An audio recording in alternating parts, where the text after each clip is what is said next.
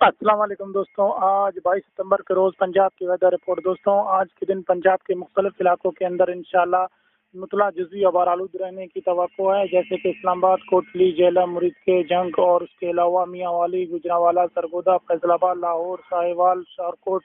اس کے علاوہ اگر ہم لیا، ڈیرہ اسماعیل خان، ملتان کی بات کریں تو ان علاقوں کے اندر انشاءاللہ آج مطلع جزوی غبار آلود رہے گا۔ اس کے علاوہ کوئی خاص ایکٹیویٹی نہیں۔ بارش کے حوالے سے اگر ہم بات کریں آج دن کے اوقات، تو دن کے اوقات آپ کو سورج کی تپش محسوس ہوگی، اور رات کو اگر ہم بات کریں آپ کو رات کو انشاءاللہ خنکی محسوس ہونے کی توقع ہے۔ اس کے علاوہ بارشوں کے حوالے سے آج کے دن کوئی اچھی ڈیولپمنٹ نہیں، لیکن اگلے آنے والے چند روز کے دوران آپ کو بارشیں انشاءاللہ دوبارہ سے ملیں گی پنجاب کے اندر۔